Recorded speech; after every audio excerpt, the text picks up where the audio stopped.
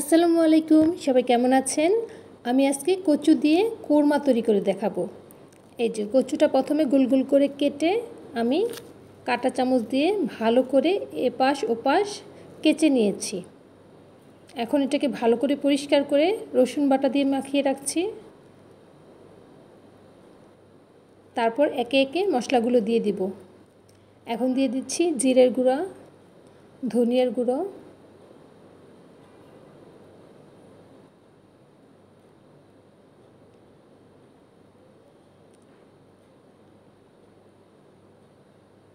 লাল মরিচের গুঁড়ো দেব। তারপর অল্প একটু হলুদ গুঁড়ো দিয়ে ভালো করে মাখিয়ে রাখবো।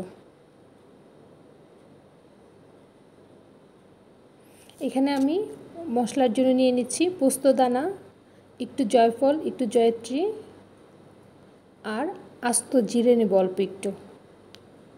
এটাকে ভালো করে পেস্ট করতে হবে।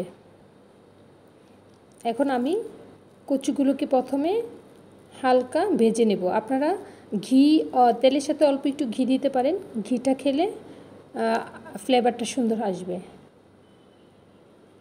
এই যে কচুগুলোকে আমি প্রথমে একটু হালকা ফ্রাই করে নেব এপিঠ ওপিঠ। এত টেস্টি হয়, যারা এখনও এটা তৈরি করেননি তৈরি করে খেয়ে বলবেন। এখন আমি একটা প্যানে তেল দিয়ে দিচ্ছি, সাথে একটু ঘি দিয়ে দেবেন,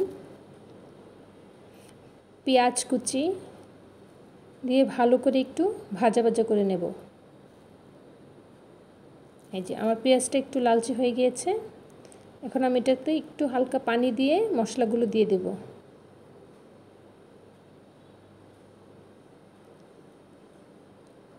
মরিচের গুঁড়া, আমরা যা যা মশলা খাই আর কি সবই দেব। সাথে একটু বাদাম পেস্ট দেব, প্লাস একটু পোস্ত দানা, আর আমি যে মশলাটা তৈরি করেছিলাম সেটা দিয়ে দিচ্ছি। আদা রসুন বাটা অল্প অল্প করে দিয়ে দেবেন। মানে আমরা ওই কোরমাতে যা যা দেই সবই দেব এখানে।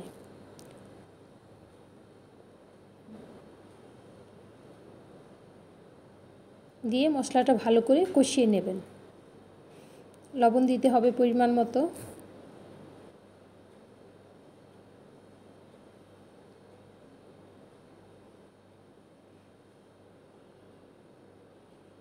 এলাচ, দারচিনি আর তেজপাতা দিয়ে দিয়েছি। এখন এই যে কচুটা আমি দিয়ে দিলাম, একটু কিছুক্ষণ ঢেকে এটাকে রান্না করে নেব, মশলাগুলো যেন ওর ভিতরে পৌঁছে যায়। এখন আমি আমার দুধের সাথে, পাউডার মিল্কের সাথে আমি একটু চিনি দিয়ে এটাকে ভালো করে পেস্ট করে দিয়ে দিচ্ছি।